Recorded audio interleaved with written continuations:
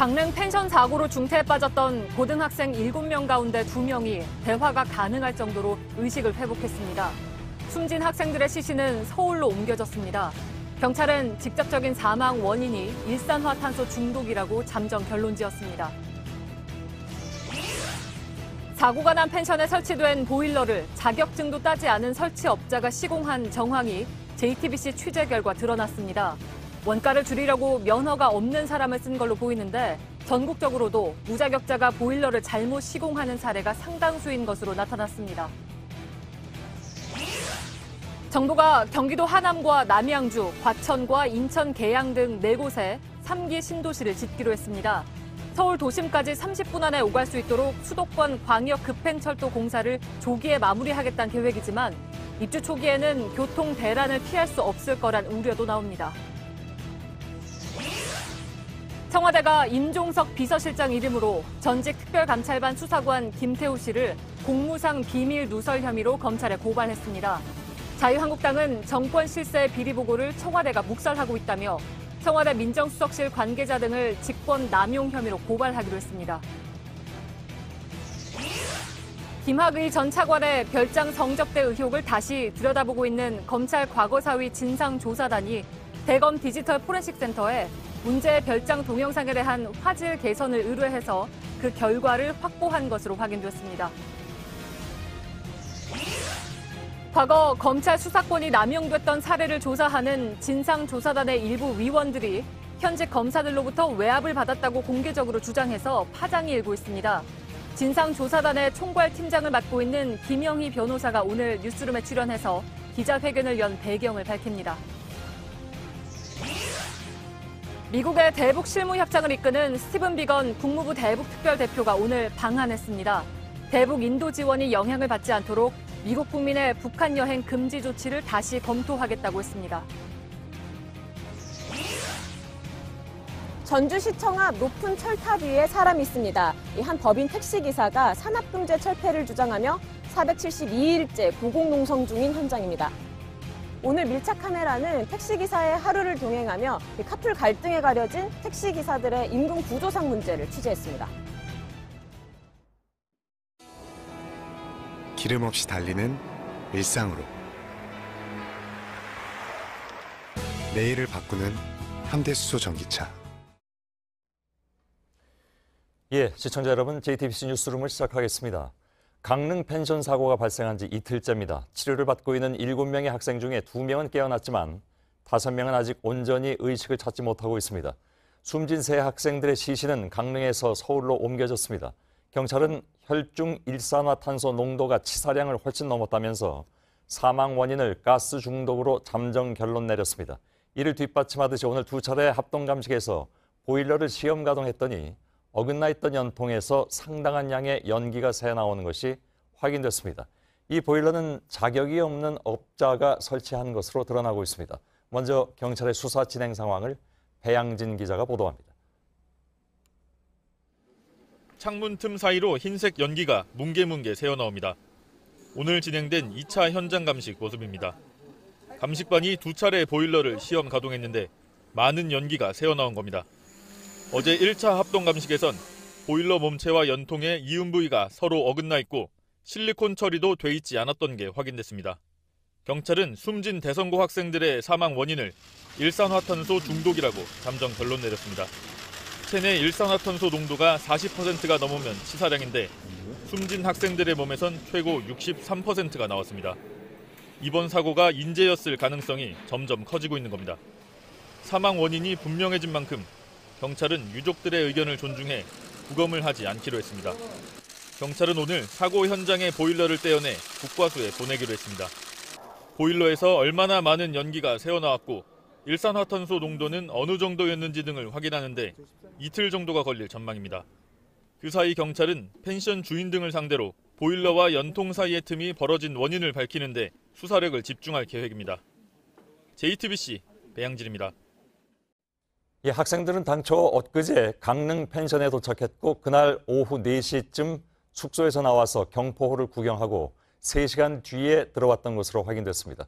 이 모습은 펜션 맞은편 주택에 달려있는 CCTV에 고스란히 담겼습니다. 급박했던 구조 모습도 찾아볼 수 있었습니다. 이상화 기자입니다. 서울을 떠난 학생 10명은 그제 오후 3시 42분 다 같이 펜션에 도착했습니다. 2층 숙소에 잠시 짐을 푼 학생들은 오후 4시 3분 밖으로 다시 나와 가까운 경포홀을 구경했습니다.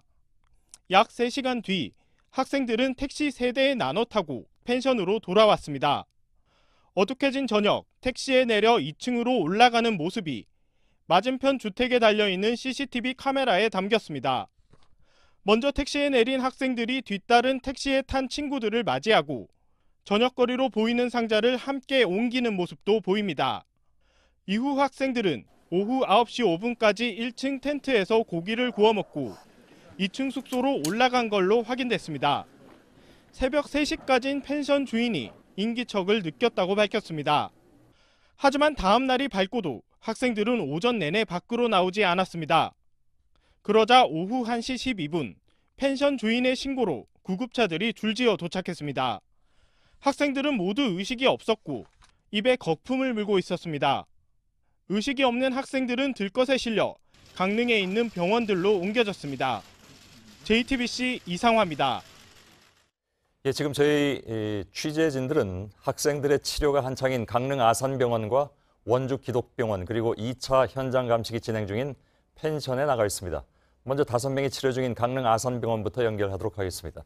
자, 박상욱 기자, 병원 브리핑을 들어보니까 의식이 깨어있는 학생이 2명 반이라고 표현을 하던데 어떤 뜻입니까?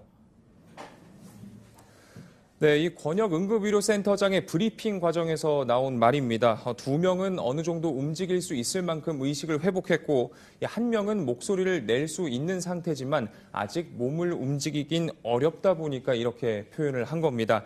다른 2명의 학생은 어제보다 상태가 조금은 호전이 되긴 했지만 여전히 이 상황을 더 지켜봐야 한다는 게 의료진의 판단입니다. 예, 스스로 움직일 수 있다는 건 어느 정도 수준을 얘기하는 거죠?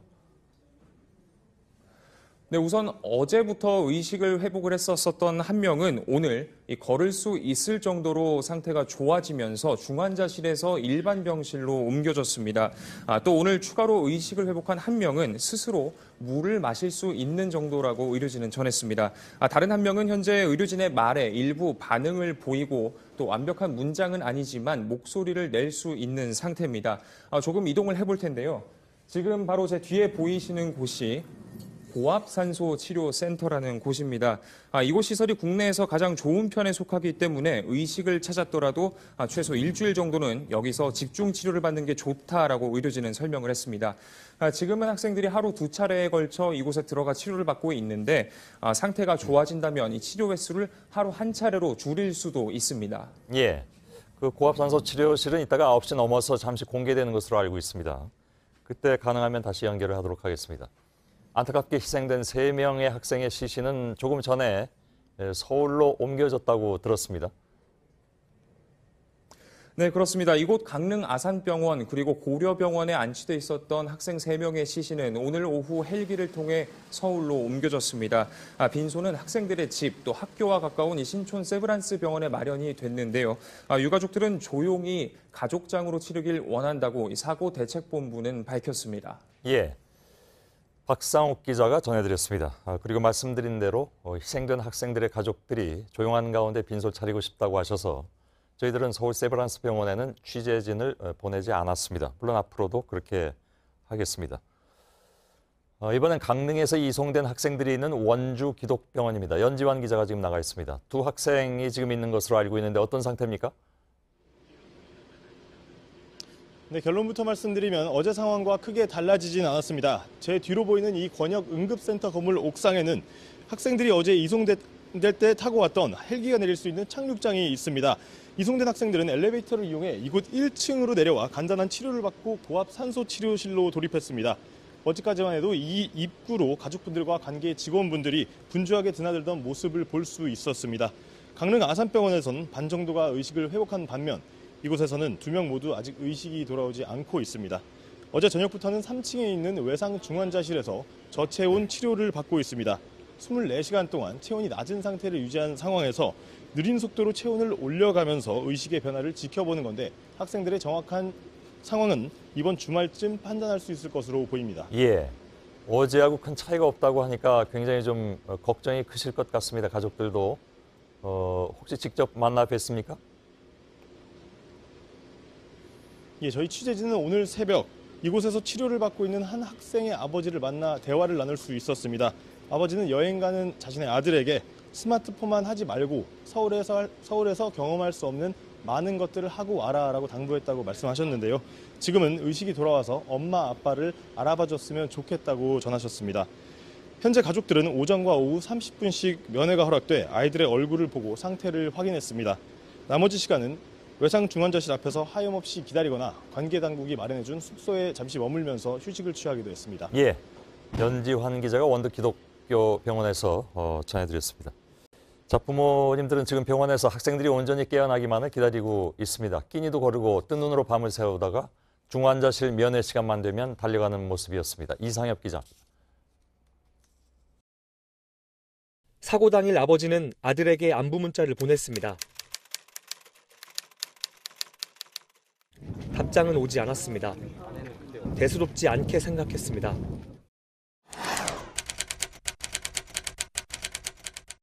아들은 위중했습니다. 아들을 직접 눈으로 볼 수도 없었습니다.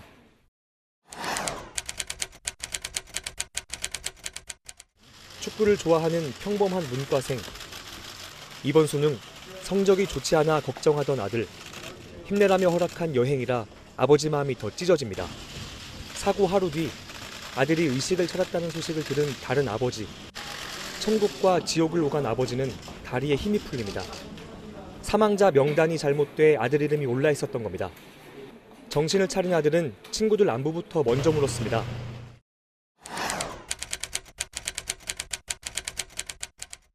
이번 사고로 사랑하는 자식을 잃어버린 어머니. 아들은 용돈 받은 것조차 죄송한 마음에 그동안 친구들과 여행 한번 못 갔다가 KTX 수험생 할인을 받아 길을 나섰다가 변을 당했습니다. 어머니는 그런 착한 아들을 그리는 편지를 남겼습니다. 더 좋은 부모를 만나길 빈다. 나비처럼 더 좋은 세상으로 날아가라며 마지막 인사를 건넸습니다. JTBC 이상엽입니다. 예, 사고 현장인 펜션으로 가보겠습니다. 현장 감식을 하는 과정에서 문제가 된 보일러를 다시 가동해 보니까 어제 보도해드린 본체와 연통 사이에 어긋난 부분에서 연기가 많이 새어나오는 것이 확인됐다고 저희들이 보도를 해드렸죠. 직접 좀 알아보도록 하겠습니다. 조승현 기자가 나가 있습니다. 자, 어제 밤늦게까지 현장 감식을 한 것으로 알고 있는데 오늘 추가 감식을 했다고 들었습니다. 지금은 다 끝났습니까? 네, 처음엔 오후 6시면 끝날 것으로 예상이 됐었는데 이 계속 지연이 되다가 조금 전에 작업이 막 끝났습니다. 예. 저 위로 사고 현장인 201호 객실의 발코니 문이 보입니다. 이 발코니 문을 열면 바로 보일러실이 있습니다. 어제 경찰과 국가수 또 가스안전공사가 1차 감식을 통해서 저 보일러실에 설치된 보일러의 본체와 배기관이 떨어져 있었다고 설명을 했었습니다.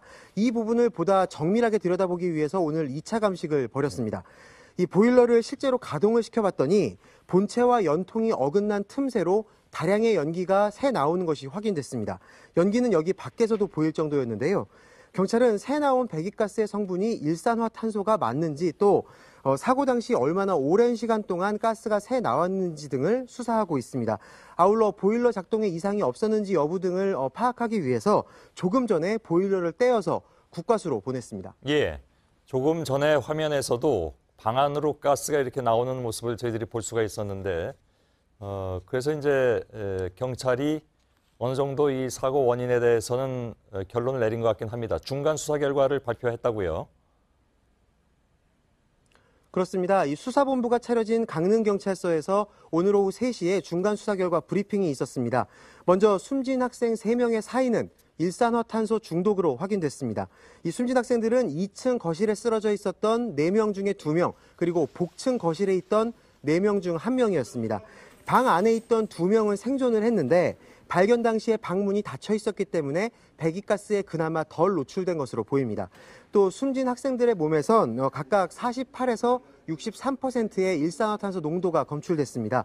보통 40%가 넘으면 치사량이라고 경찰은 설명했습니다.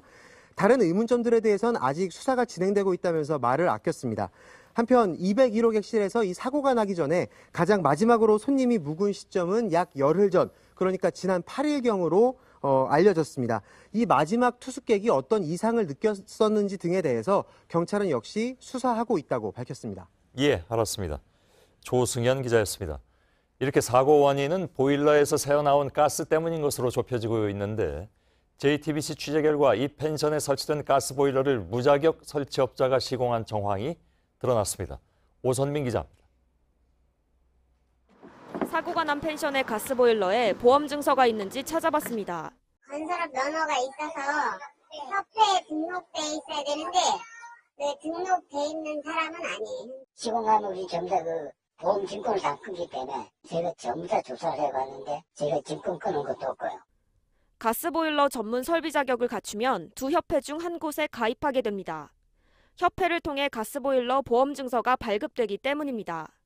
그러나 사고가 난 펜션 보일러에 대해 발급된 보험 증서는 없었습니다. 무면허 업체라고 말해요. 그냥 보일러는 이제 대전에서 구입을 하고 전문업자들은 안 시키고 그냥 비용 절감 차원에서 해버리니까. 처음부터 설치가 불량했다면 왜 지금에서야 사고가 일어났는가 하는 의문은 여전히 남습니다. 이제 설치한 지가 한 4년 됐더만 그러면 그 이후에라도 관리를 또 안 했다고 볼 수도 있거든요.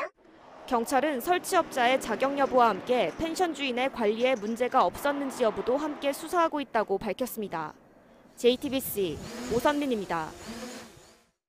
예, 그런데 자격이 없는 사람이 보일러를 시공해서 문제가 되는 것은 이번 펜션 사고뿐만이 아닙니다. 물론 펜션에 국한된 문제도 더더욱 아닙니다. 무자격자가 보일러 공사를 하는 것은 거의 다반사라고 할 수 있고 이건 아예 구조적인 문제여서 어디서부터 손을 대야 할지도 막막해 보입니다. 책임져야 할 곳들은 서로 떠넘기고 있고 이러다 보니 민간단체들이 무자격자 색출에 나서지만 당연히 역부족입니다. 그 실태를 강신우 기자가 취재했습니다. 지난 5년간 가스보일러 사고로 발생한 사상자는 모두 49명, 사고 23건 중 15건은 시공에 문제가 있었습니다. 한국열관리 시공협회가 수도권의 한 아파트 100여 세대를 무작위로 점검해봤더니 잘못 시공된 곳이 20곳이 넘었습니다. 자격증은 이 대리점 주인만 갖고 있으면 거기 밑에 있는 사람들은 그냥 알바로 이렇게 설치하고 99% 다 무자격증이 와요. 보일러 시공업자는 이런 등록증과 자격증을 꼭 가지고 있어야 합니다. 회장님, 무자격자들은 보통 어떤 실수를 많이 하나요? 보일러가 보시다시피 복잡한 구조를 가지고 있는데 특히 가스와 배관 접속부에 불량 접속이 잦습니다. 특히 이런 무자격자가 시공을 했을 경우에 어떤 전혀 보상을 받을 길이 없다는 겁니다. 자격이 있는지 점검하는 건 가스 공급자 몫이지만 대부분의 사설업체들은 손을 놓고 있습니다. 한국가스안전공사와 지자체도 서로 책임을 떠넘기고 있습니다. 지자체에서 해야 될 것 같아요. 문제가 있을 때거나 제보가 들어왔을 때거나 어떤 사고가 나거나 이랬을 경우에. 이렇다 보니 민간단체가 무자격자들을 찾아 나서고 있지만 한계가 있습니다. 우리는 사법권이나 이런 게 없으니까 행정적인 처벌을 하는 건 아니고 우리는 조사해서 신고만 하는 거거든요. 신고하더라도 솜방망이 처벌입니다. 3년 이하의 징역 또는 3천만 원 이하의 벌금형에 처한다는 규정은 있지만 정작 현장에선 대부분 200~300만 원 처분에 그친다는 지적입니다. JTBC 강신우입니다. 예, 어제 사고가 난 펜션은 지난 7월에 농어촌 민박으로 허가를 받았습니다. 전국적으로 펜션이 급증하게 된 이유 중에 하나가 바로 농어촌 민박을 허용해주면서라고 하죠. 작년에 전수조사를 했는데 심지어 안전은 전수조사 점검 항목도 아니었습니다. 백민경 기자입니다. 해안선을 따라 늘어선 펜션. 경치가 좋은 곳엔 어김없이 펜션이 줄지어 서 있습니다. 대부분 농어촌 민박입니다. 호텔, 콘도 같은 숙박시설은 자연보호지역, 상수원 보호구역에 세울 수 없지만 농어촌 민박은 전국 대부분 지역에 세울 수 있습니다. 농어가의 소득 증대를 위해 230제곱미터 이하, 즉 작은 규모의 민박은 장려하겠다는 취지였습니다. 9년 전 전국에 16,000여 개였던 농어촌 민박은 현재 26,578개소로 급속히 늘어났습니다. 정부가 지난해 8월과 올해 6월 두 차례 전수조사 결과를 내놨지만 대부분 건축물 면적 초과, 실거주 위반을 적발하는 데 그쳤습니다. 안전 문제로 적발된 곳은 없었습니다. 애초에 점검 항목에 안전이 없었기 때문입니다. 농어촌 민박에는 수동식 소화기, 단독경보형 감지기만 설치하면 되고 비상경보, 스프링클러, 피난 설비는 설치 대상이 아닙니다. 2014년 불법으로 지어진 담양 펜션에서 불이나 10명의 사상자가 나는 등 안전사고가 잇따랐지만 자료에 언급만 돼 있을 뿐 안전대책은 분기에 한 번 합동으로 집중 점검하라고만 돼 있습니다. 정부는 전국 펜션의 안전 실태를 긴급 점검하겠다고 나섰지만 바라보는 시민들의 시선은 차갑습니다. JTBC 백민경입니다. 예, 이번 사고로 일산화탄소 중독에 대한 불안감이 커지고 있습니다. 시중에는 경보기가 품귀 현상까지 빚고 있다고 합니다. 그동안에 펜션이나 캠핑카 등에서 사고가 났지만 경보기 설치 등과 관련한 대책은 없었습니다. 정부는 오늘에서야 민박이나 펜션 등에 의무적으로 일산화탄소 감지기를 설치하도록 하겠다고 밝혔습니다. 최승기 기자입니다. 일산화탄소 경보기가 울립니다. 두통을 일으키는 수준인 300ppm 농도의 일산화탄소에 노출된 지 5분도 되지 않아 경고음이 울린 겁니다. 일산화탄소는 색깔이 없고 냄새도 없어 노출돼도 쉽게 알 수 없습니다. 지난 10월 경남 창원시의 캠핑장에 있던 캠핑카에선 일가족 3명이 일산화탄소에 중독돼 숨졌습니다. 4월엔 전남 순천의 한옥 펜션에서 투숙객 8명이 중독 증세로 병원에 옮겨졌고 2013년에도 황토방에서 잠자던 모녀가 숨진 채 발견됐습니다. 이런 사고를 막으려면 경보기 설치가 필수적인데 지금까지는 법의 사각지대였습니다. 정부가 내년 1월부터 일산화탄소 경보기를 야영시설에 설치하도록 법을 만들었지만 펜션과 주택은 대상에서 빠졌습니다. 이번 사건으로 불안한 시민들은 직접 경보기를 구입하기도 합니다. 24개가 지금 다 나간 겁니다. 전화 문의는 계속 오고 있고요. 농림축산식품부는 오늘 민박이나 펜션에도 일산화탄소 감지기를 의무적으로 설치하는 대책을 내놨지만 뒷북이란 지적도 있습니다. JTBC 최승기입니다.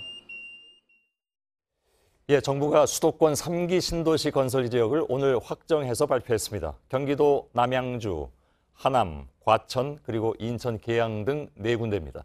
그린벨트를 풀어서 12만 채를 짓겠다는 계획이죠. 서울 집값을 겨냥해서 신도시 카드를 꺼낸 만큼 가장 중요한 선정 기준 역시 서울과 얼마나 가깝느냐 하는 것이었습니다. 먼저 전다빈 기자의 보도입니다. 3기 신도시가 만들어질 곳은 경기도 남양주와 하남, 인천 계양, 그리고 과천입니다. 가장 규모가 큰 곳은 남양주 왕숙지구로 6만 6천 가구가 들어섭니다. 하남에 3만 2천 호, 인천 계양에 1만 7천 호, 그리고 과천에 7천 호가 조성돼 2021년부터 총 12만 2천 채를 짓습니다. 서울 집값 폭등에 15년 만에 신도시 건설이 결정된 만큼 지역을 고르는 가장 중요한 기준은 서울과의 거리였습니다. 4곳 모두 서울 경계선과의 거리는 2km 이내입니다. 서울과 연접하거나 매우 가까운 곳에 위치하고 있으며 GTX 등 광역교통망을 충분히 갖춰서 서울 도심까지 30분 내 출퇴근이 가능한 도시로 조성될 것입니다. 출퇴근 대란 우려에 교통대책도 함께 발표됐습니다. 광역급행철도 GTX A와 C노선, 그리고 신안산선의 조기 착공을 추진하고 광역급행버스도 늘리기로 했습니다. GTX B노선도 내년 중에는 예비 타당성 조사를 통과하도록 노력한다는 계획입니다. 논란이 됐던 서울 지역 그린벨트 해제는 이번 대책에 포함되지 않았습니다. 대신 서울시는 32개 지역에 19,000가구를 분산해 짓는 방안을 내놨습니다. 수색 역세권 지역, 서울 강서 군부지, 그리고 서울 의료원 주차장 등 쓰이지 않고 있는 땅을 활용하겠다는 겁니다. 정부는 내년 상반기에도 11만 가구 규모의 신도시 건설 지역을 추가로 발표할 예정입니다. JTBC 전다빈입니다. 예, 정부가 수도권에서 신도시 지정에 나선 것은 15년 만의 일입니다. 이번에 선정된 지역들은 기존 신도시보다 서울과 가깝고 여기에 교통망까지 확충되면 30분 안에 서울 도심 진입이 가능할 것이라는 것이 정부의 설명이기도 합니다. 이 계획대로 잘 될 수 있을지 또 집값 안정에는 얼마나 효과가 있을지 잠깐 좀 짚어보겠습니다. 성화선 기자가 나와 있습니다. 3기 신도시 4군데가 이제 발표가 됐는데 시장의 반응은 우선 어떻게 나오고 있습니까? 네, 우선 지정된 곳은 경기도 하남과 남양주, 과천, 그리고 인천 계양 지역입니다. 예. 시장에선 아무래도 서울 강남권과 가까운 하남과 과천 지역에 관심이 쏠리고 있습니다. 반면 나머지 지역에 대해서는 반응이 좀 엇갈립니다. 특히 남양주의 경우에는 이번에 가장 많은 6만 6천 가구가 공급되는데요. 이미 주변에 2만 6천여 가구의 별내 신도시 그리고 3만여 가구의 다산 신도시가 자리 잡고 있습니다. 이 때문에 지역 내에서는 공급 과잉이 빚어지는 것 아니냐 이런 우려도 나옵니다. 예. 일단 관심은 서울과 출퇴근이 얼마나 쉬운가.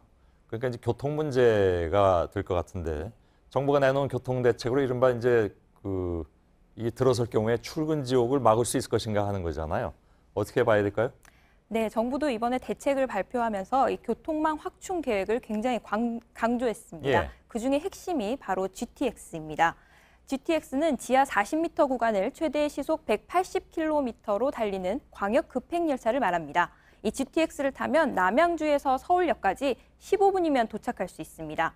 문제는 이 GTX 개통까지 아주 많은 시간이 걸린다는 점입니다. 예. 정부의 예비 타당성 조사, 이른바 예타를 통과해도 짧게는 7년, 길게는 10년이 걸리는 사업입니다. 3기 신도시는 2021년부터 분양을 하는데요. 입주까지는 보통 2년 정도 걸립니다. GTX A 구간을 보면 2023년 개통이 목표니 얼추 시점이 맞는 것 같습니다. 예. 하지만 이 노선은 이번에 발표된 신도시 지역을 지나가지는 않습니다. 3기 신도시와 연결된 것은 B와 C 구간인데 이 개통은 2026년이 지나야 가능합니다. 이러다 보니 국토부 내부에서도 이것은 목표치일 뿐이라는 말이 나오고 있는 상황이라서 아무래도 좀 더 기다려야 할 가능성이 높습니다. 2026년보다 더 늦어질 가능성이 있다 그런 얘기잖아요. 네. 그 인근 주민들 그리고 기존 신도시에서 반발하는 것도 그런 교통 문제하고 좀 연관이 있나요? 네, 그렇습니다. 아무래도 대규모로 새집이 들어오다 보니 기존에 있던 집값이 떨어질 것 아니냐라는 우려와 함께 이 교통 혼잡에 대한 우려도 많습니다. 예. 특히 과천 지역은 아무래도 상습 정체 구간인데요. 국토부는 일단 인근 도로를 지하화하고 연결 도로를 만들어 교통을 분산시키기로 했습니다. 하지만 이곳에 7천 가구가 새로 들어오니 수송력이 큰 GTX가 개통될 때까지는 역시 역부족이라는 분석이 많습니다. 예. 그리고 이제 신도시라는 것이 원래 집값을 좀 떨어뜨리겠다고 만드는 거잖아요. 특히 강남 집값. 예. 전문가들이 어떻게 봅니까, 이 문제는? 네, 9.13 부동산 대책 이후에 석 달 정도가 지나면서 서울 집값은 이미 좀 하락세로 접어든 상태입니다. 여기에 오늘 3기 신도시 발표가 나왔고 내년 상반기에는 추가 공급 발표도 예정돼 있습니다.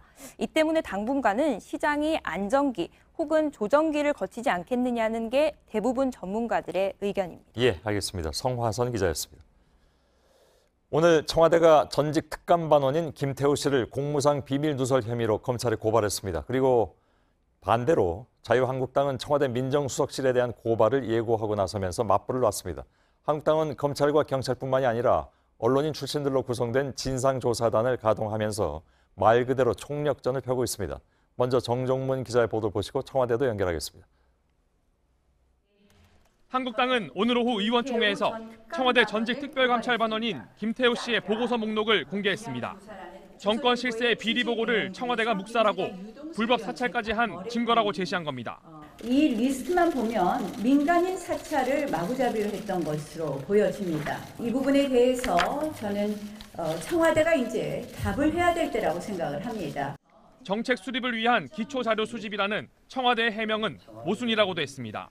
정책 수립용 사찰과 정책 수립이 아닌 사찰을 누가 구분합니까? 청와대가 구분하는 것이 아니고 결국은 수사기관과 법원에서 판단할 수밖에 없는 사안이라고 봅니다. 고발 대상엔 민정수석실 관계자뿐만 아니라 김 씨의 리스트에 등장하는 정권 실세까지 포함될 전망입니다. 검찰이 제대로 된 수사를 하지 않으면 특검과 국정조사로 대응하겠다고도 했습니다. 더불어민주당은 정치공세일 뿐이라고 주장했습니다. 이번 사건의 본질은 명확합니다. 김태우라는 수사관이 자신의 비리와 불법 의혹을 은폐하기 위해 허위 사실을 유포하고 있습니다. 민주당은 검찰이 관련 수사를 시작한 만큼 그 결과를 지켜보자는 입장입니다. JTBC 정종문입니다. 예, 보신 대로 한국당이 김태우 씨가 작성한 보고서 목록을 공개했습니다. 그러자 청와대는 김태우 씨의 상관이었던 박형철 반부패 비서관이 직접 나서서 조금 전에 이를 설명하는 브리핑을 했습니다. 청와대를 연결하겠습니다. 심수미 기자가 나가 있습니다. 우선 김태우 전 감찰반원이 만들었던 보고서 리스트는 반부패 비서관실에서 만든 게 맞는 겁니까? 일단 이 문서들은 청와대에서 보고를 받은 것도 있고 김태우 씨가 만들기만 하고 보고하지 않은 문건도 있다는 게 청와대의 설명입니다. 지난달 김 씨를 검찰에 복귀시키면서 그들이 사용한 컴퓨터를 모두 폐기했기 때문에 문서의 원본은 청와대로서는 확인할 수 없는 상황입니다. 박 비서관은 아직 남아있는 이 특감 반장 등과 함께 기억을 더듬어 본 결과 야당에서 제기한 주요 10개의 문건 가운데 자신이 직접 보고받은 건 4건에 불과하다고 말했습니다. 다른 4건은 특감 반장에게까지만 보고가 됐고 나머지 2건은 청와대 누구도 보고받은 바가 없다고 말했습니다. 특히 바로 이 2건, 진보 성향 전성인 교수 그리고 MB정부 방통위의 SK 특혜 문건 같은 경우는 올해 8월 이 과기부 감사관직에 응모한 사실이 드러나서 김 씨가 한 달간 직무에서 배제됐을 때 만들어진 문건이라고 설명했습니다. 예. 자, 그렇다면 박 비서관이 보고받은 문건은 어떤 것들입니까?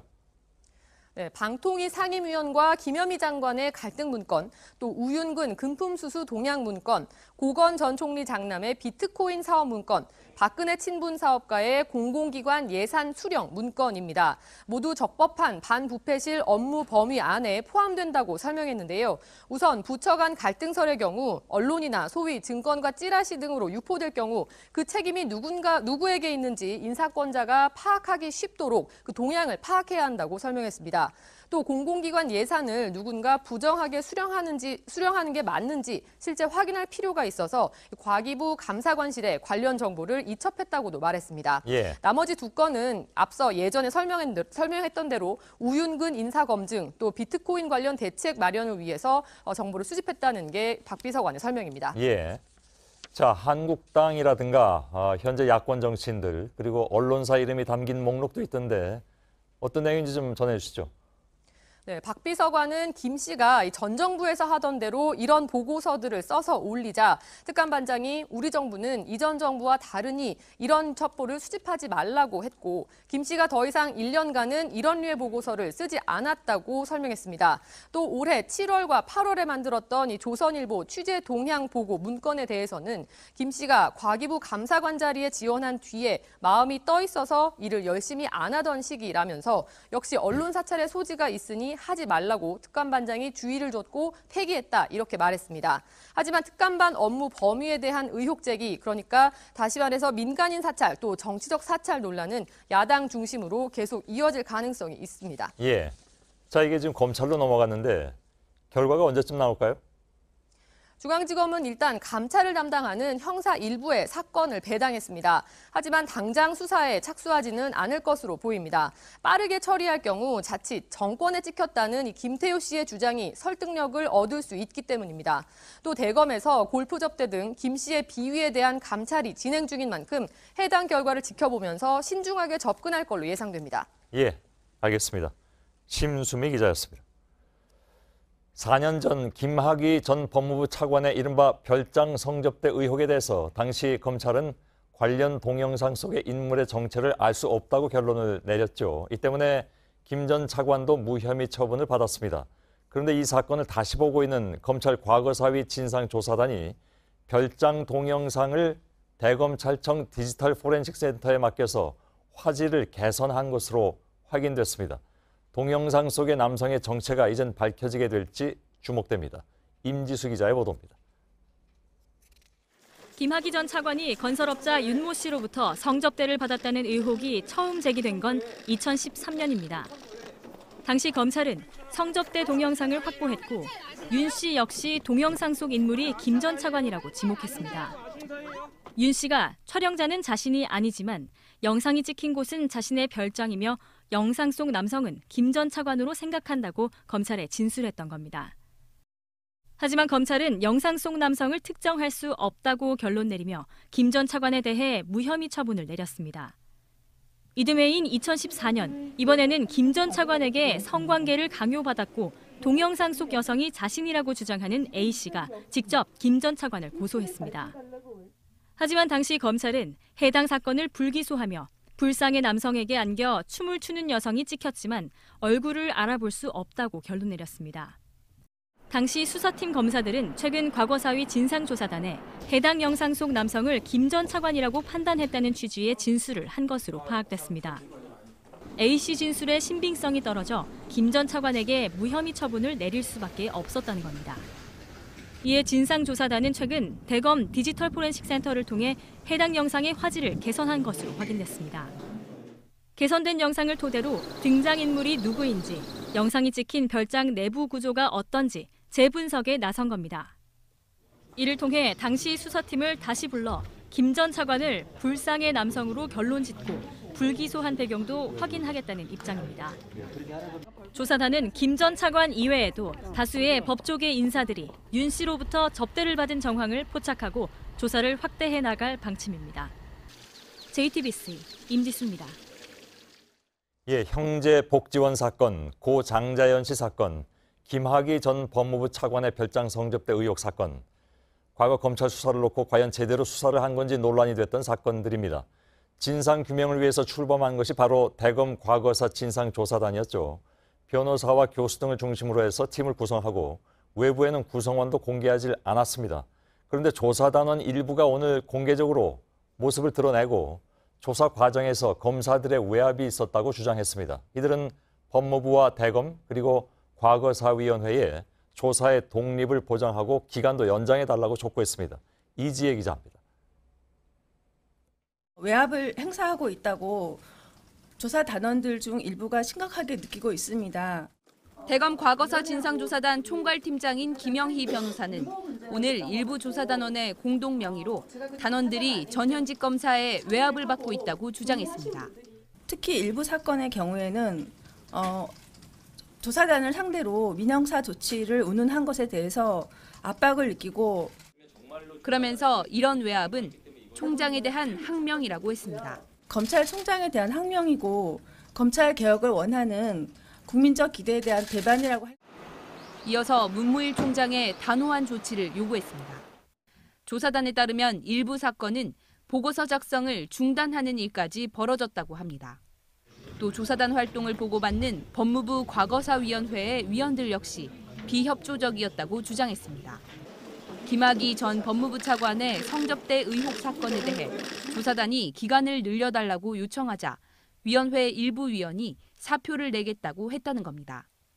또 약촌 오거리 살인 사건은 최종 보고까지 마쳤는데 검찰권 남용을 표현한 문구를 빼라고 하는 등의 요구가 있었다고도 했습니다. JTBC 이재입니다.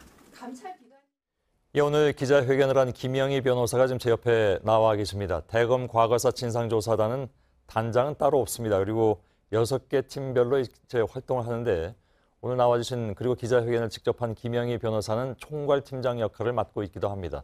당초 내일 문무일 검찰총장을 만나서 조사단의 입장을 전할 예정이었는데 기자회견 이후에 상황의 변화가 생겼다는 얘기도 있어서 어떤 얘기인지 직접 좀 들어보도록 하겠습니다. 김 변호사님. 네, 예. 안녕하세요.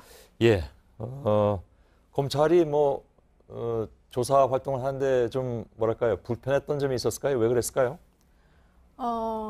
사실 지금 검찰 과거사 조사는 사실 우리나라 역사상 처음으로 그렇죠. 검찰의 과거를 돌아보고 적폐를 청산할 수 있으면 하는 그런 중요한 일인데 예. 조사 대상인 검사들 중에 일부가 오히려 조사 기관인 저희 조사단에 대해서 외압을 행사했다고 느끼는 단원들이 많아서 문제가 됐습니다. 구체적으로 어떤 걸까요? 예를 들어서 조사단한테 팀원들한테 전화를 해서 굉장히 그 압박성 발언을 한다든지 예. 아니면 유형의 여러 가지 형태로 압박을 가한 걸로 알려져 있는데 예를 들면 법적인 조치를 취하겠다고 하면서 협박을 당했다고 느끼는 단원들도 있고 예. 어쨌든 중요한 것은 그 문제를 느낀 단원들이 이 조사단을 그만두겠다 활동을 그러니까 저희 조사를 하고 보고서를 써야 되는데 예. 그걸 그만하겠다라고 한 것을 가장 심각하게 받아들이고 있습니다. 그게 뭐 초기 단계부터였습니까? 아니면 최근 들어서 있었던 일입니까? 아무래도 당시 수사검사들은 특히 현직에 계신 분들은 초기보다는 중반에 이후에 좀 주로 그렇군요. 그렇게 조사를 하는데 최근 그동안 이 문제가 쌓여오다가 그게 드러난 게 최근의 일입니다. 예. 근데 그 조사 대상자가 조사 과정에서 민형사상 법적 조치를 취하겠다고 말을 하는 것이 그건 뭐 외압이라고 볼 수 있느냐라는 반론도 있긴 있는데 글쎄 외압이라고 느낄 수도 있을 법하긴 합니다. 그런 의견 개진은 할 수 있는데 예. 제가 그 해당 팀이 아니어서 모르겠지만 단순히 그런 발언뿐만 아니라 예. 전달되지 않은 더 많은 일이 있었기 때문에 그 해당 팀에 한두 명도 아니고 여러 명이 한꺼번에 예. 그리고 보고서 아직 작성이 덜 됐는데도 불구하고 예. 사실 그 사건이 굉장히 중요한 사건입니다. 근데 굉장히 조사에 차질이 왔고 더 이상 못하겠다고 한 걸 보면 예. 단순히 그냥 고소를 하겠다는 말 때문에 그만둔 것 같지는 않습니다. 그런가요? 네. 그렇게 말씀하시면 당연히 이렇게 질문이 나갈 수밖에 없는데 그게 어느 팀입니까? 제가 그거는 해당 팀을 특정하면 사건이 특정이 되고 그렇겠죠. 예, 또 관련해서 또 잡음이 많기 때문에 예. 제가 그 정도는 죄송한데 양해를 해주시면 감사하겠습니다. 알겠습니다. 근데 그렇게 말씀하셔도 그 대상이 되는 사건이 그렇게 아주 많지는 않기 때문에 네. 근데 사실 따지고 보면 하나하나가 다 중요한 사건이기 때문에 네, 네. 다 중요한 사건입니다. 예, 예. 네, 중요한 사건이고 반드시 다 규명이 돼야 되고 검찰이 과거에 공권력을 얼마나 남용해서 무고한 사람을 죽게도 만들고 예. 또 죄가 있는 사람을 봐주게 했는지가 다 드러나야 되는데 예. 그 중에 한 사건을 이렇게 오죽했으면 조사단이 중간에 못하겠다는 말이 나오게 됐나 예. 심각하게 검찰과 그 법무부가 조사를 예. 해줬으면 하는 마음입니다. 그러니까 그렇게 말씀하시니까 이제 미뤄 짐작할 수밖에 없는 그런 상황이 되긴 했는데 일단 알겠습니다. 그걸 뭐 말씀하시긴 굉장히 어려운 그런 상황인 것 같아서 제가 또 해당 팀도 아니고 해서 예. 좀 조심스러운 면이 많습니다. 알겠습니다. 처음에 시작하실 때 이런 상황을 예측하지 못하셨나요? 이 정도는 예상을 못했고요. 다만 이게 수사가 아니고 저희는 조사입니다. 예. 그래서 검찰총장도 이거는 현직 검사들에 대해서는 감찰이다. 예. 총장이 감찰권이 있습니다. 그래서 감찰에 준하는 정도로 조사를 하면 된다라고 말을 했는데 예. 그리고 또 총장이 당시에 검찰 내부망에 우리 조사에 협조하라고 그런 얘기도 올렸다고 하는데 예.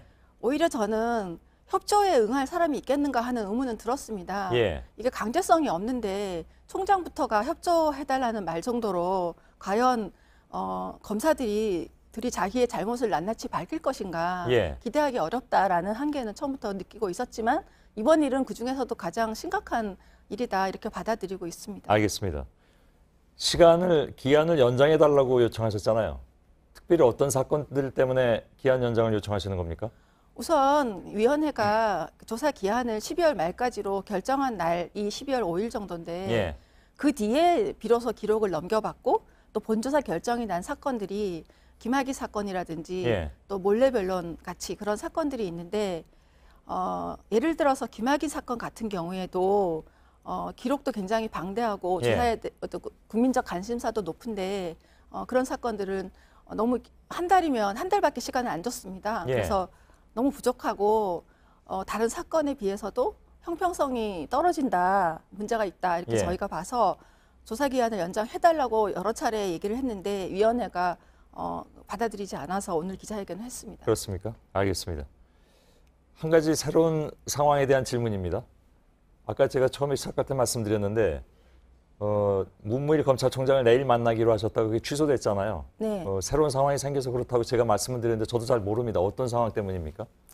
사실 어제 그 저희 조사 단원들한테 내일 총장이 2시쯤 그 동부지검에 2시에 방문할 예정이니 참석 바란다는 문자를 받았는데 갑자기 오늘 기자회견을 하고 오후에 내일 방문이 어쨌든 뭐 추후하겠다라는 연락이 왔는데 예. 물론 두 가지 이유를 생각할 수 있습니다. 하나는 오늘 저희가 기자회견에서 제기한 기한 연장이라든지 또 관련 검사에 대한 어떻게 조치를 할 것인지 예. 그걸 의논하기 위해서 시간이 필요할 수도 있겠으나 예. 그럼에도 불구하고 저는 어떤 점이 좀 서운하냐면 예. 일단 우리를 만나서 기자회견에서 미처 하지 못한 얘기가 뭐냐, 애로사항이 뭐냐, 예. 정말 우리는 검찰은 거듭나야 하고 모든 과오를 알아야 되는데 과거사가 아니라 현재의 검찰이 과거사 조사에 그렇게 협조하지 않는 건 심각하니 예. 다 얘기를 하겠다, 해라, 이래 만나줘야 되는데 예. 당장 만남을 연기를 해서 그런 거군요. 불편하신가 이런 생각이 들었습니다. 예. 예, 일단 알겠습니다. 오늘 여기까지만 좀 듣겠습니다. 김혜희 네, 변호사님 감사합니다. 고맙습니다. 예. 네.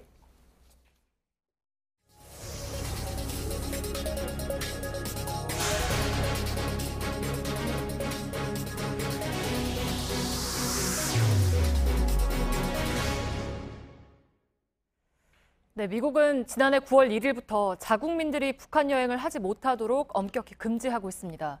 대학생 원비어가 북한에서 혼수 상태로 귀국한 뒤 사망한 일이 벌어진 이후 내린 조치입니다. 그런데 오늘 이 조치를 다시 검토하겠다는 발언이 나왔습니다. 그것도 대북 실무 협상을 이끄는 비건 국무부 대북정책 특별대표의 말이어서 그 배경에 관심이 쏠리고 있습니다. 신진 기자입니다. 2차 한미 워킹그룹 회의 참석차 한국을 찾은 스티브 비건 대표가 대북 인도 지원에 영향이 없도록 미국 국민의 북한 여행 금지 조치를 검토해보겠다고 말했습니다.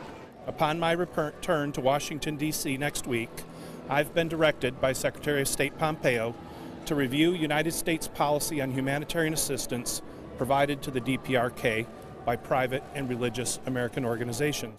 미국 대학생 오토 원비어가 북한 여행 도중 억류됐다가 의식불명 상태로 풀려나 지난해 6월 사망한 이후 미국은 그해 9월 1일부터 미국민의 북한 여행을 금지했습니다. 이런 조치 때문에 북한에 인도적인 지원을 하고 있는 민간 단체들이 어려움을 겪고 있다는 겁니다. I understand many humanitarian aid organizations operating the DPRK are concerned that strict enforcement of international sanctions has occasionally impeded the delivery of legitimate humanitarian assistance to the Korean people. 비건 대표는 내년 초 구호단체들과 만나 대북 지원을 보장할 방법에 대해 논의하겠다고 밝혔습니다. 전문가들은 북미 간 비핵화 협상이 지지부진한 상황에서 미국이 일종의 유화책을 제시한 것으로 보인다고 풀이했습니다. 특히 여행 금지 조치는 미국 행정부가 독자적으로 조율할 수 있는 사안인 만큼 기존의 대북 제재를 유지하면서도 북한을 협상 테이블로 이끌어내려는 전략적 시도로 풀이됩니다. JTBC 신진입니다. 네, 삼성 바이오로직스가 고의로 4조 5천억 원대 분식 회계를 했다는 혐의에 대해서 검찰 수사가 속도를 내고 있습니다. 오늘 추가로 회사를 압수수색하기도 했습니다. 동시에 법원에선 분식 회계와 관련한 증권선물위원회의 행정처분을 중단시켜달라면서 삼성바이오가 낸 소송이 시작됐습니다. 송우영 기자입니다. 증권선물위원회는 지난달 삼성바이오로직스의 분식 회계 의혹과 관련해 대표이사 해임 권고와 재무제표 제작성 요구 등을 결정했습니다. 그러나 삼성 측은 이에 불복해 소송을 제기했고 그 결과가 나올 때까지 먼저 행정처분을 중단시켜달라는 가처분 신청을 냈습니다. 오늘 가처분 신청의 첫 신문을 위해 법원에서 만난 삼성바이오로직스와 증손위는 2015년 회계 처리 방식을 바꾼 게 분식 회계를 위한 것이었는지에 대해 공방을 벌였습니다. 삼성바이오는 2015년 자회사인 삼성바이오 에피스에 대한 지배력이 줄어들었다고 판단해 회계 방식을 바꿨는데 증손위는 이 과정에서 지분 가치가 부풀려졌다고 봤습니다. 이에 대해 삼성 측은 당시 회사 가치가 커진 상황에서 대주주였던 미국 회사 바이오젠이 정해진 가격에 지분 절반 가까이를 살 수 있는 콜옵션을 행사할 가능성이 커져 바꾼 것이라고 주장했습니다. 하지만 증손위 측은 2012년부터 회사 가치가 커질 것으로 예상됐고 2015년엔 특별하게 지배력이 달라질 상황도 없었다고 반박했습니다. 법원은 가능하면 내년 1월 안에 늦어도 2월 초까진 가처분 신청과 관련된 결정을 내릴 방침입니다. JTBC 송우영입니다. 네, 법원의 가처분 결정에 따라서 삼성바이오로직스의 앞날은 크게 달라집니다. 법원이 가처분을 받아들이면 최종 판결이 나올 때까지 일단 행정 제재가 중단됩니다. 받아들이지 않는다면 회사 측은 증손위 처분에 따라 분식 회계 금액을 재무제표에 반영하고 주주총회 대표이사 해임 권고안을 상정해야 합니다. 송지혜 기자입니다. 삼성바이오로직스가 최종 행정소송 판결이 나올 때까지 집행을 정지해달라고 신청한 증선위 처분은 3가지였습니다. 대표이사와 담당 임원 해임 권고, 감사인 지정 3년, 그리고 재무제표 수정입니다. 법원이 이를 받아들이면 최종 판결이 나올 때까지 이 같은 제재가 중단됩니다. 대법원까지 갈 경우 법정 공방은 몇 년이 걸릴 수도 있습니다. 그러나 법원이 가처분을 받아들이지 않으면 삼성바이오로직스는 한 달 안에 증선위가 분식회계로 판단한 금액 4조 5천억 원을 재무제표에 반영해야 합니다. 이렇게 되면 자회사 가치평가 방식을 바꿨던 2015년 회계장부는 1조 9천억 원 흑자에서 1조 5천억 원 적자로 바뀝니다. 이와 함께 삼성바이오로직스는 내년 3월 주주총회에 대표이사 해임 권고안을 상정해야 합니다. 이와 관련해 더불어민주당 윤일규 의원은 분식회계를 저지른 기업 등에 국민연금이 투자할 수 없도록 하는 내용의 국민연금법 개정안을 발의했습니다. 앞서 국민연금은 삼성바이오로직스의 분식회계가 알려진 이후인 지난 8월과 9월에도 이 회사 주식을 사들인 것으로 드러나 비판을 받았습니다. JTBC 송지혜입니다. 태안 화력발전소에서 비정규직으로 일하다 숨진 고 김용균 씨가 찍었던 사진과 영상이 공개됐습니다. 장비 점검을 다 마쳤다고 보고하려고 찍은 것들인데 작업 환경이 얼마나 열악했는지가 담겨 있습니다. 유족들은 김 씨를 조금이라도 더 기억해 주었으면 하는 마음에서 다른 사진도 추가로 공개했습니다. 먼저 류정화 기자입니다.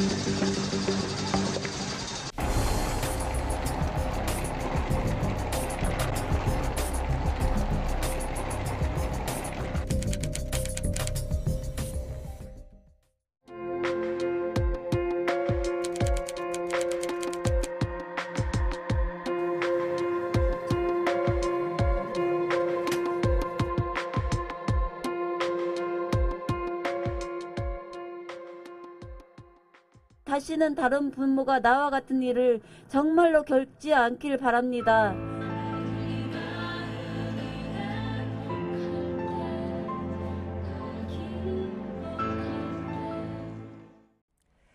네, 고 김용균 씨가 사고를 당한 곳은 컨베이어 벨트 아래였습니다. 사고가 난 뒤 고용노동부가 작업을 중지하란 명령을 내렸는데 이것과 똑같은 벨트 2개가 아직도 돌아가고 있는 게 확인됐습니다. 고용노동부는 이 사실조차 몰랐습니다. 정영재 기자입니다. 양쪽에 작은 구멍이 뚫려 있고 안쪽으로 벨트가 멈춰 있습니다. 김용균 씨가 숨졌던 태안 화력발전소 90호기 컨베이어 벨트입니다. 이 벨트는 위로 석탄을 나른 뒤 다시 아래로 돌아나가는 구조입니다. 덮개가 씌워져 있어 점검할 때 벨트 아래로 엎드려 들여다봐야 합니다. 고용노동부는 이 작업이 위험하다고 판단해 6개 벨트가 있는 90호기에만 작업 중지 명령을 내렸습니다. 하지만 똑같은 벨트 2개가 아직도 가동 중입니다. 석탄을 내리는 3번 부두에 있는 컨베이어 벨트입니다. 지금 가동되고 있는 시간당 4,500톤짜리 벨트입니다. 용량이 3배가 크기 때문에 더 위험하다고 볼 수 있죠. 벨트를 이용해 석탄을 옮기는 건데 노동자들이 숨진 김 씨와 똑같은 작업을 아직도 하고 있는 겁니다.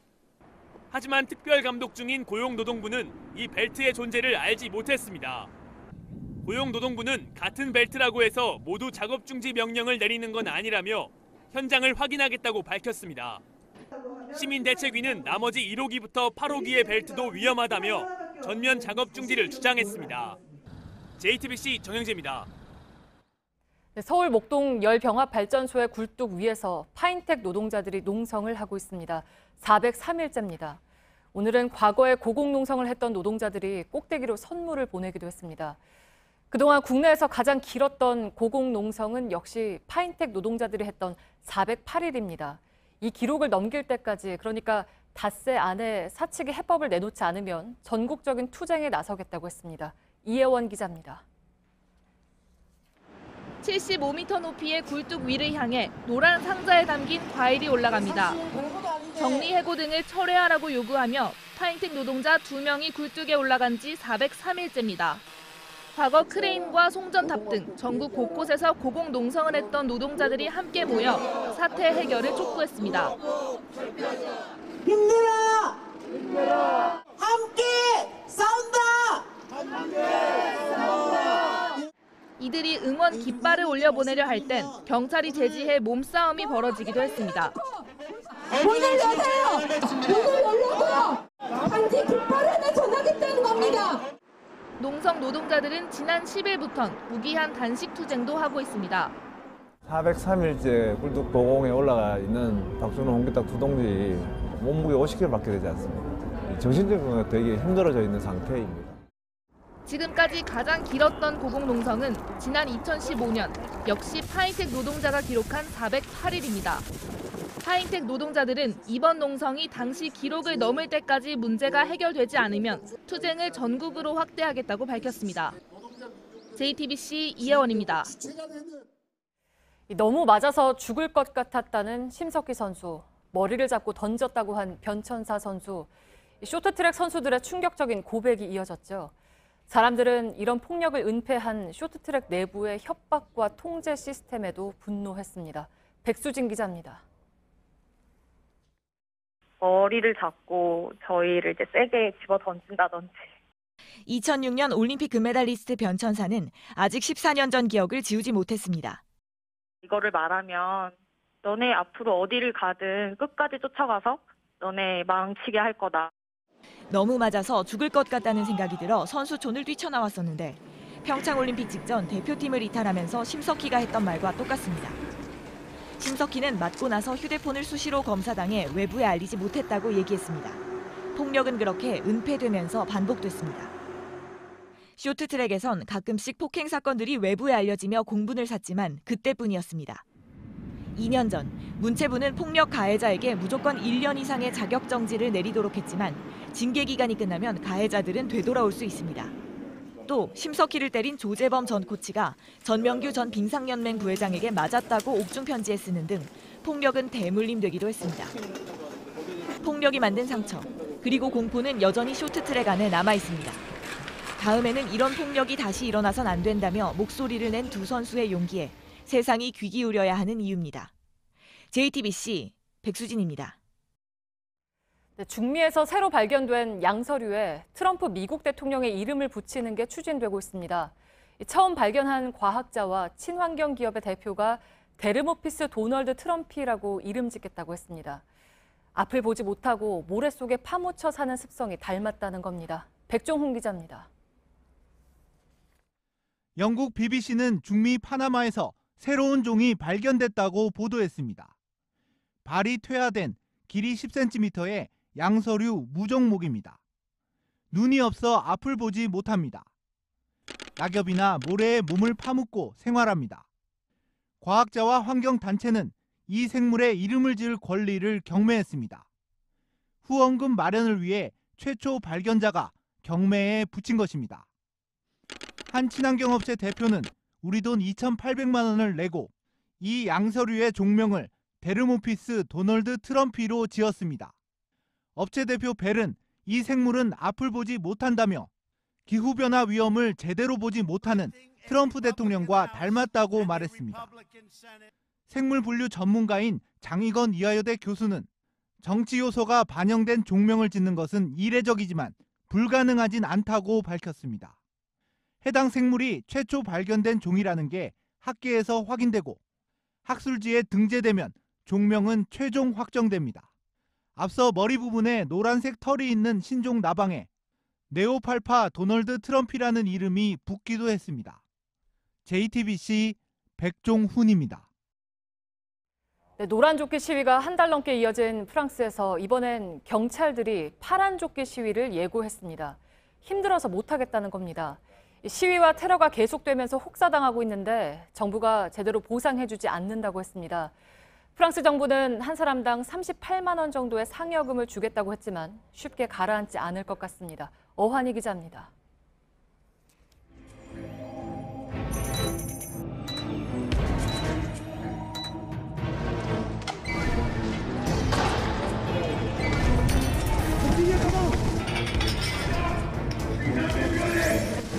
힘들어서 못하겠다.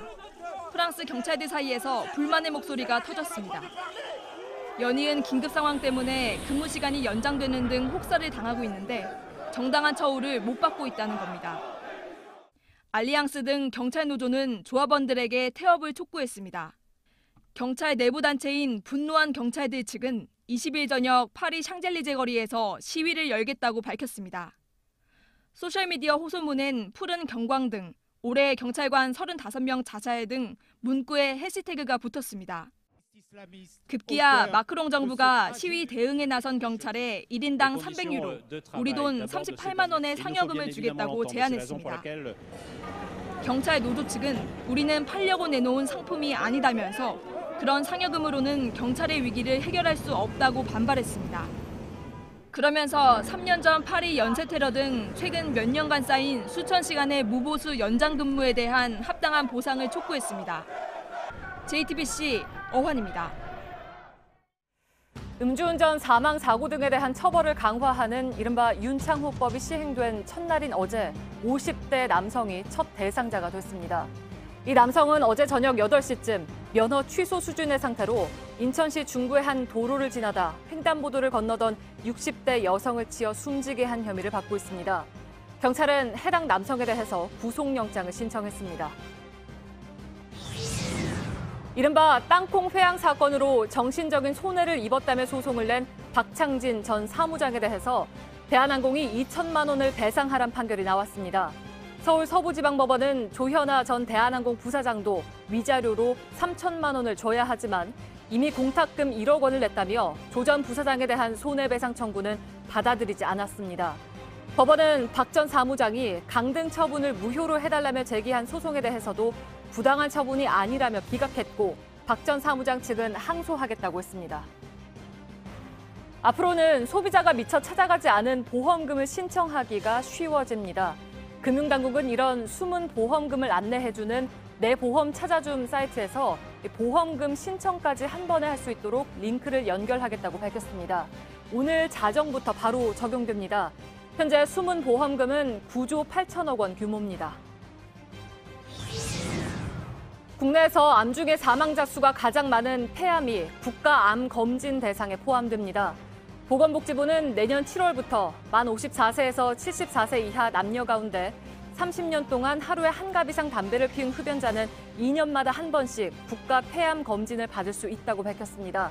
검진 비용은 1인당 11만 원가량인데 90%를 건강보험공단이 부담합니다.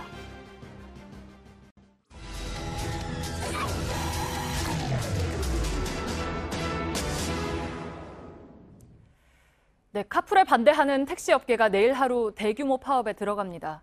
승차 거부, 난폭 운전, 택시에 대한 시민들의 시선이 관대하지만은 않은 이유겠죠. 모든 택시가 그런 건 물론 아닙니다. 이렇게 되기까지 카풀로 인한 갈등은 뒤로 하더라도 구조적인 문제가 있는 건 분명합니다. 특히 산업금 문제입니다. 하루 10시간 넘게 무섭게 달려도 손에 쥐는 건 없는 법인 택시 기사들 삶에 대한 이야기입니다. 오늘 밀착 카메라는 윤재영 기자입니다. 새벽 4시 인천의 한 택시회사 앞입니다. 택시기사들의 일은 보통 이 시간 여기서부터 시작해 12시간 또는 24시간 동안 이루어지는데요. 오늘은 12시간 동안 택시기사 이 씨의 노동을 관찰하며 동행해 보겠습니다. 새벽 4시 동트기 전 운전대를 잡는 이경호 씨. 한 12만 원에서 13만 원 선 정도 예상하고 있습니다. 새벽부터 출근 시간까지 태운 손님은 모두 10명, 5만 4천 원을 벌었습니다. 오전 9시 30분 식사를 하러 기사식당으로 향하는 시간. 우리가 우려내는 거죠. 회사에서 밥 주는 데가 없어요. 오후부터는 본격적인 경쟁이 펼쳐집니다. 아침보다 손님은 줄어든 반면 도로에 택시들은 늘어났기 때문입니다. 단말기에 뜬 콜이 1, 2초 만에 사라집니다. 오후 3시 30분 근무 종료 30분 전. 연료를 채우고 세차 후 영업을 종료해야 합니다. 오후 4시 택시기사 이 씨의 일이 끝났습니다. 오늘 하루 승객을 태워서 번 돈은 11만 1,800원입니다. 주행시간은 11시간, 주행거리는 173km였습니다. 오늘은 영업이 좀 덜 됐어요. 한 2, 3만 원 정도? 이 씨는 이렇게 한 달에 25일을 일해 300만 원 정도를 법니다. 문제는 택시 회사에 내야 하는 산학금 250만 원입니다. 이 씨의 월급 구조를 보면 약 98만 원을 임금으로 받고 산학금을 초과해 번 돈의 60%를 추가로 가져갑니다. 하루 12만 원을 벌면 한 달 128만 원, 15만 원을 벌면 203만 원을 받는 겁니다. 산학금을 맞추기 위해서 무리하게 운행하고 과속하고 어쨌든 간에 손님 한 번 더 태워야만이 내 수입이 되니까 손님들한테 친절할 수가 없죠. 지난 2016년 서울노동권익센터 조사에 따르면 2교대 택시기사의 월 평균 급여는 166만 원입니다.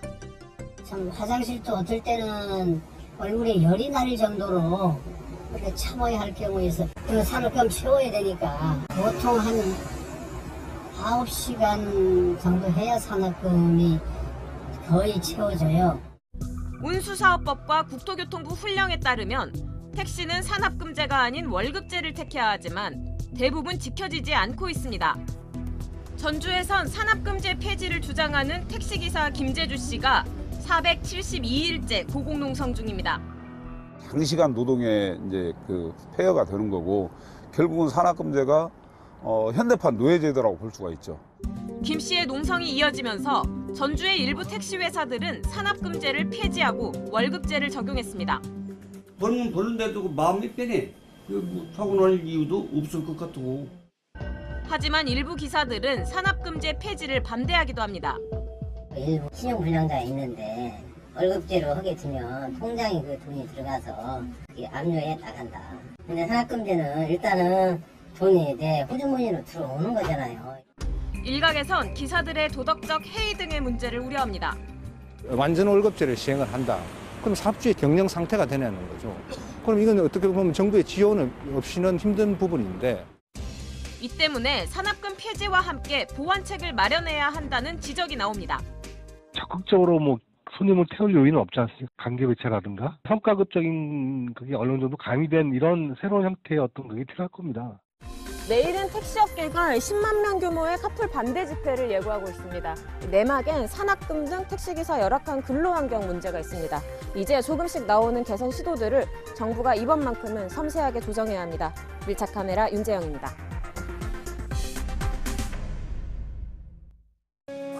A9 시대의 청소법. 바닥 청소, 틈새 청소, 천장 청소. 이제 물걸레 청소까지 A9 하나로. 마침내 A9 하나로 먼지 청소에서 물걸레 청소까지. LG 코드 제로 A9.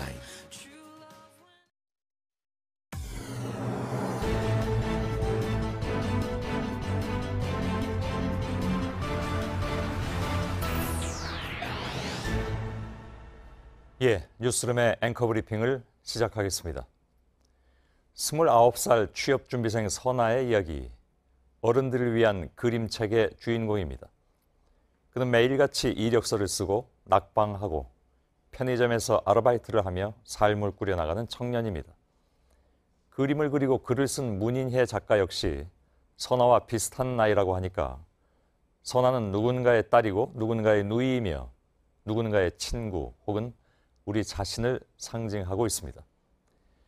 딱히 잘못한 것도 없었지만 까닭없이 불안하고 주눅 들어있던 그는 어느 날 낡은 공사장에서 노란색 안전모 하나를 발견합니다.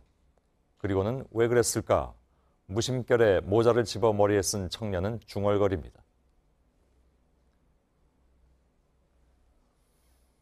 만약 그들에게도 안전모가 있었다면 상황은 달라졌을까? 이제 갓 수능시험을 마치고 마음이 부풀었을 학생들은 애끓는 가족과 살아남은 친구들을 뒤로 한 채 세상과 작별했습니다. 가스 누출이 결정적인 원인으로 지목된다는데 10,000원이 조금 넘는 가스 경보기조차 없었던 숙박시설과 허술한 관리 감독. 그것은 누구에게나 일어날 수 있는 사고이기에 더욱 참담했던 하룻밤이었습니다.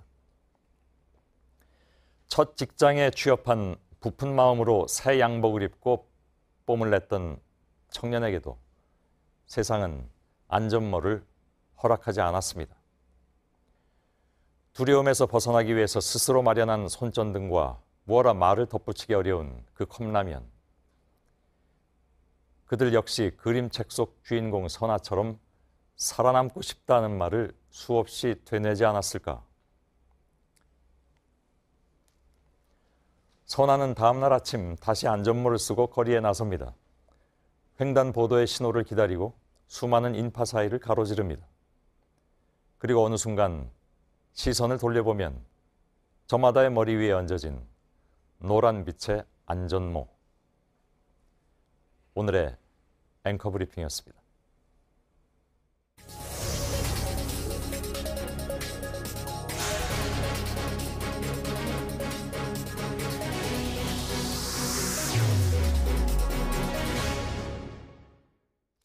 예, 다시 학생들이 치료를 받고 있는 강릉 아산병원을 연결해 볼 텐데 지금 고압산소 치료실이 공개가 됐습니다. 학생들이 이제 집중 치료를 받고 있는 곳인데 지금은 이 시간에는 학생들이 모두 치료를 받은 상황이기 때문에 병원 측에서 이 고압산소실을 취재진들을 위해서 좀 공개를 해주신 것 같습니다. 현장에 이수진 기자가 나가 있습니다. 자, 이수진 기자, 환자들 치료가 끝난 뒤에 공개한다고 했는데 이제 지금 들어가 있는 곳이 바로 그곳입니까? 네, 맞습니다. 학생들의 오늘 치료는 오후 9시에 마무리가 됐습니다. 약 10분 정도 정리를 마친 뒤에 조금 전에 이곳이 언론에 공개가 됐습니다. 바로 이 장치인데요. 당초 10명도 들어갈 수 있는 크기의 챔버라던데 왜 2명, 3명씩 나눠서 들어가느냐라는 의문도 있었습니다. 시설이 부족해서 두 학생이 100km 넘게 떨어진 원주로 이송이 됐기 때문입니다. 그런데 이쪽 안으로 들어가 보시면 그 상황이 쉽게 이해가 될 텐데요. 이 챔버 안의 공간이 싱글 침대 하나가 들어갈 정도의 크기입니다. 의식이 있는 사람의 경우에는 앉아서 치료를 받게 되니까 그걸 기준으로 10인용이라고 하는 겁니다. 하지만 누워서 치료를 받아야 하는 환자는 2명, 3명씩 나눠서 치료를 받아야 한다는 게 병원 측의 설명이었습니다. 예, 그러니까 그만큼 이제 학생들이 도착해서 그 치료를 받을 때에는 상황이 위중했었다 이렇게 해석이 되는 거군요. 지금 의식이 회복된 것으로 알려진 네, 학생들 역시 오늘 고압산소 치료를 받았다고 하는데 어떤 상태였습니까? 네, 고압산소 치료를 하는 이유는 조금 더 빠르게 일산화탄소를 몸 밖으로 배출하기 위해서인데요. 이 과정에서 다른 부수적인 치료도 함께 병행이 됩니다. 상태가 많이 호전된 학생들은 내일부터 한 번 정도로 이 치료 횟수를 줄이고 다른 학생들은 일단 하루에 2번 정도씩 집중 치료를 이어갈 예정이라고 병원 측은 밝혔습니다. 예, 지금 이제 1시간 사이에 저희들이 일부에서 연결을 했었으니까요. 혹시 학생들 상태와 관련해서 새로운 소식이 들어온 게 있습니까? 네, 병원 관계자에 따르면 2명이 의식을 회복하고 1명이 일부 의식을 회복했다고 전했던 낮의 상황과 큰 차이는 없다고 전했습니다. 오늘 오전에 2차 고압산소 치료를 진행한 후에 2명의 학생이 크게 상태가 호전됐다고 전했는데요. 그런데 오후에 진행한 3차 치료에서는 눈에 띌 만한 큰 변화는 없었던 것으로 파악이 됩니다. 7시 때에도 2명의 학생이 이 고압산소 치료를 받으러 들어왔다가 연결 직전에 치료가 끝나서 나갔는데요. 조금 더 시간을 두고 학생들의 회복세를 지켜봐야 할 것 같습니다. 예, 알겠습니다. 이수진 기자가 강릉 아산병원 고압산소 치료실에서 전해드렸습니다.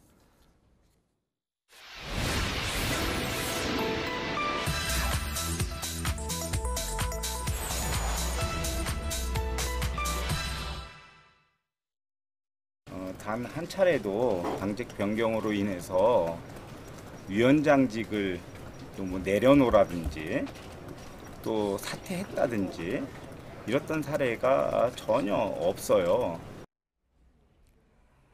네, 이학재 의원이 논란의 중심에 섰습니다. 바른미래당 몫으로 받은 상임위원장직을 유지한 채 탈당하고 자유한국당으로 갔기 때문입니다.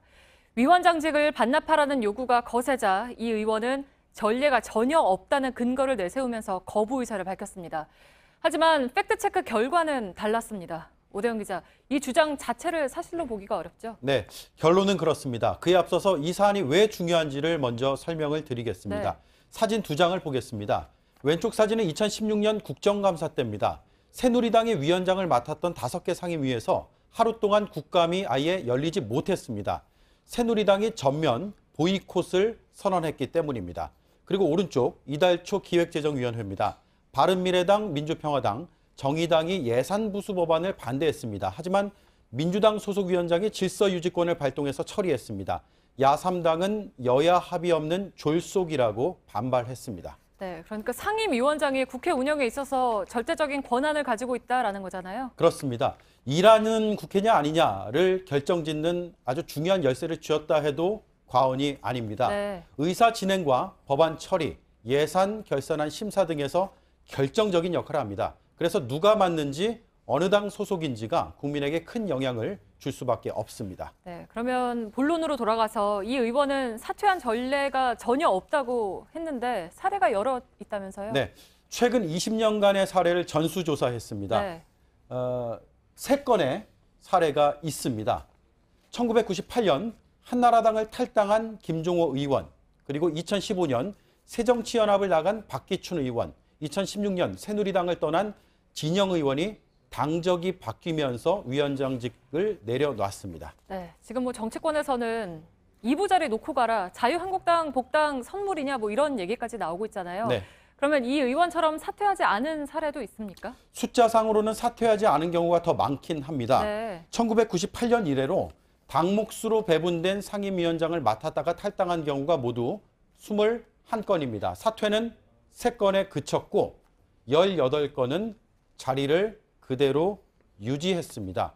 다만 이 18건 중에서 16건은 모두 신당 창당이나 신당 합류 혹은 분당에 의한 것이었습니다. 또 다른 한 건은 이양희 자민련 의원이 탈당해서 한나라당으로 간 경우입니다. 차후에 다른 상임위원장직으로 돌려받았습니다. 그래서 소수 정당에서 거대 정당으로 옮기면서 상임위원장 자리까지 함께 가져간 사례는 한 건뿐입니다. 네. 새천년 민주당에서 한나라당으로 옮겼던 박상규 의원 사례입니다. 네, 그러니까 무엇보다 문제는 지금 위원장을 맡을 때는 정당 의석수에 비례해서 나눠놓고 이렇게 탈당을 하고도 유지를 하면 본래 취지에 안 맞는 거 아닙니까? 그렇습니다. 상임위원장은 예결위원장을 포함해서 모두 18개입니다. 이 의원의 탈당으로 129석의 민주당과 113석의 한국당이 8개로 똑같아집니다. 29석인 바른미래당과 19석의 평화와 정의의 모임이 1개씩을 맡는 구조가 됩니다. 1988년 13대 국회 이래로 예외 없이 정당 의석수를 기준으로 합의를 해서 배분해 왔습니다. 네, 그러니까 결국에는 합의 정신이 깨진 건 물론이고 국민의 의사를 대표할 수 있는지에 대해서도 논란이 있을 것 같은데요. 네. 하지만 스스로 물러나지 않으면 방법이 없다면서요? 그렇습니다. 본인의 사의가 일단 있어야 되고요. 네. 그 뒤에 회기 중에는 국회의 동의가 있어야 되고 회기 끝난 뒤에는 국회의장의 동의를 거쳐야 합니다. 이학재 의원은 오늘 당의 뜻에 따르겠다는 입장을 내놨습니다. 네, 팩트체크 오대영 기자였습니다.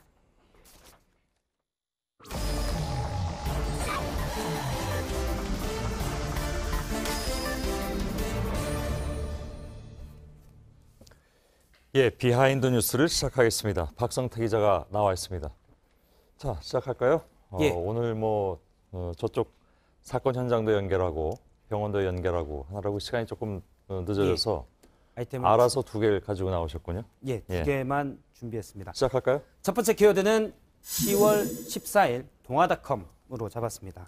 예, 다른 언론사 거네요? 그렇습니다. 예. 오늘 김의겸 청와대 대변인이 브리핑 중에 이 날짜에 동아닷컴 기사를 꼭 봐라라고 기자들에게 언급을 했습니다. 예. 그래서 보면 당시 기사는 단독이라고 돼 있고요. 도로공사 커피 사업에서 특정 업체 밀어주기 의혹이 있다라는 보도였습니다. 예. 고속도로 휴게소에서 이강래 도로공사 사장과 그리고 우재창, 이 회사는 이제 커피 머신을 공급한 우재창 전 의원이 함께 있는 사진도 당시 기사에 게재가 됐습니다. 그렇군요. 그런데 이 내용은 지금 논란이 되고 있는 김태우 수사관이 오늘 언론을 통해서 지난 10월 중순에 본인이 전 여권 실세인 이강래 사장에 대한 비의 의혹을 제보했었다. 비의 의혹을 첩보로 올렸었다라고 한 내용입니다. 오늘 조선일보에는 당시에 있었던 앞서 봤던 동아닷컴의 사진도 똑같이 게재가 됐었습니다. 그렇군요. 김태우 수사관이 전 여권 실세에 대한 비리 첩보를 보고하자 본인이 마치 내쳐진 것처럼 주장을 하자 김의겸 대변인이 그게 아니다. 첩보 내용은 이미 동아닷컴에 난 내용이다라고 반박한 겁니다. 예. 오늘 브리핑에서 김 대변인은 저 내용을 얘기하면서 마치 베껴 썼다라는 표현까지 쓰면서 상당히 격앙된 분위기였는데요. 예. 베껴 쓰는 건 사실 기자들에게 약간 부끄러운 내용이어서 이 말이 기자들을 향한 것처럼 들렸다는 현장 참석자들의 전언이었습니다. 예. 그래서 오늘 김 대변인의 브리핑에 대해서 상당히 격앙돼 있었다라고 참석 기자들이 전했고요. 폭발, 발끈이라는 용어를 써가면서 분위기를 기자들이 전했습니다. 예. 아무튼 이게 요즘 뭐 청와대는 이거 매번 대응하느라고 글쎄요.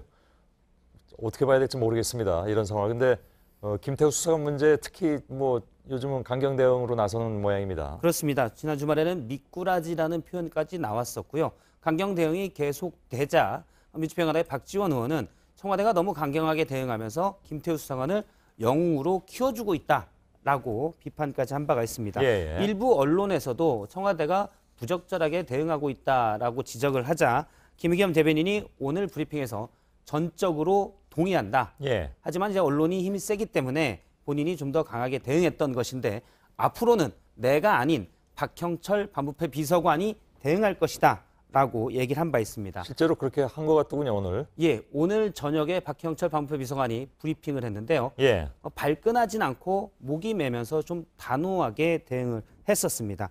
어쨌든 앞으로는 청와대가 강경 대응보다는 팩트로만 대응하겠다는 이런 식으로 기조가 바뀐 겁니다. 예. 알았습니다. 두 번째 키워드는요? 두 번째 키워드는 벼룩에 간 유감으로 잡았습니다. 예. 이건 또 무슨 얘기일까요? 유난히 아무튼 곤충들이 많이 나옵니다. 그렇습니다. 예. 바른미래당의 김관영 원내대표가 최근 바른미래당을 탈당한 이학재 의원을 향해서 이학재 의원이 정보위원장직을 가져가면 벼룩의 간을 빼먹는 것이라고 했습니다. 예. 과거에 볼 때 앞서도 나왔지만 소수정당에서 큰 정당으로 옮길 때는 상임위원장직을 가져간 전례가 없다는 건데요. 예. 그러자 오늘 바로 이학재 의원이 유감을 표명했는데 직접 들어보겠습니다. 예. 제가 나이로 봐도 그렇고 선수로 봐도 그렇고 그래도 많이 부족하지만 선배이기도 하고 같은 당에 있었기도 한데 무슨 뭐 벼룩이 간 같은 예. 표현의 기분은 상당히 나쁘다, 예. 유감이다라고 했는데요. 그래서 제가 다시 김관영 원내대표에게 여기에 대한 입장을 물어보니까 원내대표로서 좀 발언한 것이니까 이해해달라라고 조금 수그렸습니다. 예. 참고로 벼룩은 낯은 있지만 간은 없습니다. 예. 아무튼 이부자리에서 벼룩의 간으로 바뀌긴 했습니다. 예. 예. 근데 저는 국회의원들이 늘 저런 얘기 하잖아요. 뭐 선수로 봐서 선배고 나이도 그렇고. 근데 왜 그러지? 지역 구민들이 뽑아준 의원들은 다 같은 자격이 아닌가라는 생각을 가끔 하는데 예. 여전히 저런 얘기들이 많이 횡행하고 있긴 하군요. 그렇습니다. 각자 예. 헌법기관으로서 국민의 대표자 그렇죠. 역할입니다. 예. 알겠습니다. 박성태 기자였습니다. 네, JTBC 이규현의 스포트라이트 방사능하우스 수상한 대리석의 정체가 방송통신심의위원회가 뽑은 뉴미디어 부문 이달의 좋은 프로그램으로 결정되었습니다. 건축자재로 널리 쓰이고 있는 수입 화강석의 방사선 방출 문제를 최초로 포착하고 고발해서 관련법 개정과 제도 개선을 이끌어냈다는 점이 높게 평가됐습니다. 내일 중부 지역은 대체로 맑겠지만 남해안과 제주에는 비가 조금 옵니다. 내일 평년 기온보다 많게는 5도까지 높겠습니다. 다만 중국에서 넘어온 스모그에 대기까지 정체돼서 전국 대부분 지역의 초미세먼지 농도가 나쁨 수준이고 호남과 영남 지역은 한때 매우 나쁨까지 오를 거라는 예보입니다. 예. 자, 저희 오늘 끝내고 소셜 라이브가 진행되겠습니다. 오늘 소셜 라이브는 몇 가지 얘기들이 준비되어 있는데 그중에 대표적인 것은 역시 지난 한 해 동안에 사법 관련 이슈들을 조금 정리하는 그런 시간을 갖도록 하겠습니다. 그다음에 또 다른 특별한 소식도 하나 있는데 그건 시작하면서 말씀을 드리도록 하죠. 저희들은 내일도 최선을 다하겠습니다. 여러분 고맙습니다.